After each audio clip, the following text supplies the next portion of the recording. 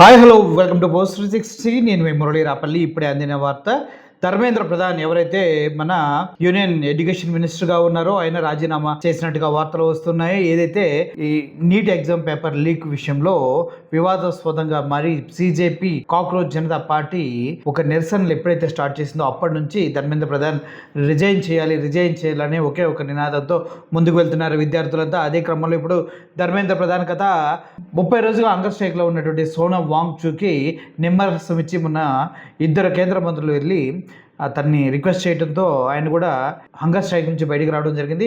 అదే క్రమంలో hunger strike నుంచి బయటకు వచ్చినప్పటికీ అభిజిత్కి ఫోన్ చేసి, ఎవరైతే సిపిపి పార్టీ అధినేత ఉన్నాడో అభిజిత్కి ఫోన్ చేసి, అభిజిత్ ఇప్పుడు మనం ఇంకా ఇదైతే నిరసన చేస్తున్నామో దాన్ని ఆపేద్దామని చెప్పినప్పుడు కూడా, మీరు ఎప్పుడైతే హంగర్ స్ట్రైక్ మానేశారో అది మీ ఇష్టం, మీ వ్యక్తిగతం, బట్ ధర్మేంద్ర ప్రధాన్ అనే వ్యక్తి రిజిగ్నేషన్ చేసే వరకు మాత్రం మా పోరాటం ఆగదు. విద్యార్థులకు జరిగిన అన్యాయానికి ఒక్కొక్కరికి ₹1 కోటి ఎక్స్గ్రేషియా ఇచ్చే వరకు కూడా మా ఉద్యమం ఆగదు అంటూ అభిజిత్ దీప్కే మాట్లాడటం కూడా జరిగింది.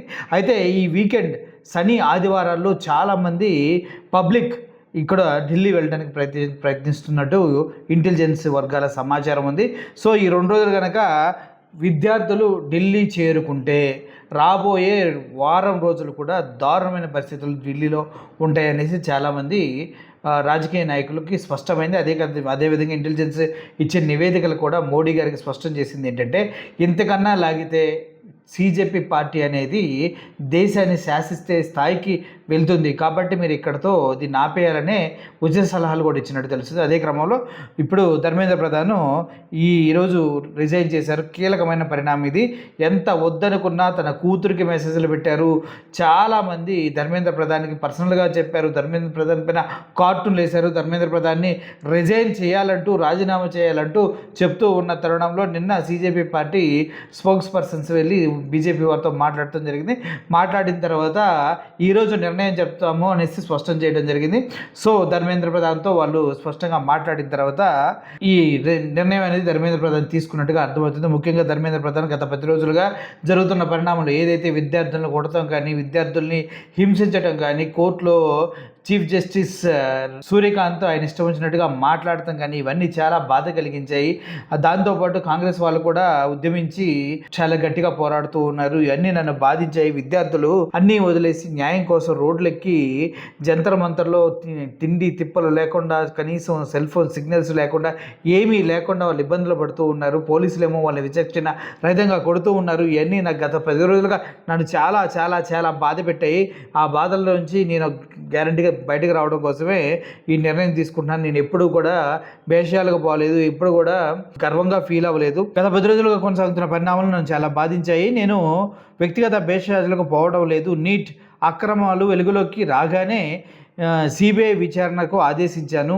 విజయవంతంగా మళ్ళీ పరీక్షలు నిర్వహించాను అని ఆయన బాధ్యతలు ఎప్పుడు నేను విస్మరించలేదు అని చెప్తూనే, మరి ఇంత క్లియర్గా చెప్పిన వ్యక్తి విద్యార్థులు అక్కడ నిరసనలు తెలియజేస్తున్నారు జంతర్ మంతర్లో అంటే, వాళ్ళపైన వాళ్ళు బి గ్రేడ్ టెర్రరిస్టులు, ఈ దేశానికి థ్రెట్ అని వాళ్ళంటూ మాట్లాడింది కూడా ఈ ధర్మేంద్ర ప్రధాన్. ఇన్ని మాట్లాడి ఇప్పుడు ఇటువంటి కళ్ళబుల్లి కబుర్లు చెప్తున్నాడంటే తన మీదకి ఎంత పెద్ద ఫోర్సు, ఎంత పెద్ద ప్రెషర్ వెళ్ళిందో ఒకసారి ఆలోచించండి. ధర్మేంద్ర ప్రధాన్ రాజీనామా చేయకపోతే మోడీ రాజీనామా చేయాలని అడుగుతామంటూ ఎప్పుడైతే అభిజిత్ దీప్కే తన స్లోగన్ని మోడీ వైపు మార్చాడో, ఎందుకు వచ్చిన గొడవలే నా వరకు రాకుండా ఉంటే చాలు, నేనేదో ఈ ధర్మేంద్ర ప్రధాన్ని ఒక్కడి పక్కన తప్పిస్తే ఏమైద్ది అనుకొని తగ్గించినట్టు ఉంది. అయితే దేశద్రోహులు శక్తులు అవకాశం ఇవ్వకూడదనే రాజీనామాకు నిర్ణయం తీసుకుంటున్నాను. దేశద్రోహులు ఎవరు, శక్తులు ఎవరు, మళ్ళీ ఇందుట్లో కూడా అతను దొంగతిడుగు వ్యవహారం అనేది ఆయన లెటర్లో చెప్పడం జరిగింది. దేశద్రోహ శక్తులు అక్కడ ఎవరు లేరు.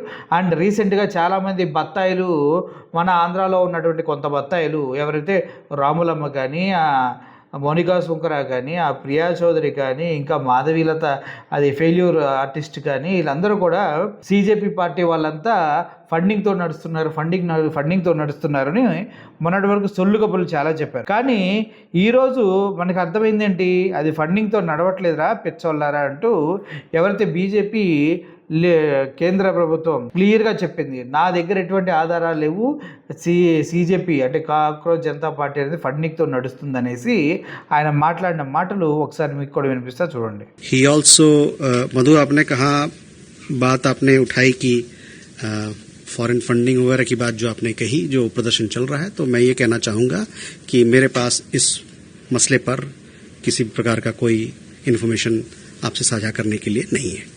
So BJP party government announce చేసింది ఏమని, సిజేపీ పార్టీకి ఎక్కడి నుంచైనా ఫారిన్ ఫండ్స్ వస్తున్నాయి అనే విషయం పైన మా దగ్గర ఎటువంటి ఆధారాలు లేవు, అవన్నీ గాలి కబుర్లు అని చెప్పారు. మరి మొన్నటి వరకు ప్రతి బత్తాయి గాళ్ళు కొంతమంది ఉన్నారు, ఇక్కడ కింద లిస్ట్ పడతా చూడండి, వాళ్ళంతా కూడా ఈ ఫారిన్ ఫండ్స్ వస్తున్నాయి దాని ద్వారానే ఈ పార్టీ జరుగుతుందని చెప్తున్నారు. మరి ఇప్పుడు ఈయన మాట్లాడింది చెప్పుతో మొహం మీద కొట్టినట్టు అయింది కదా.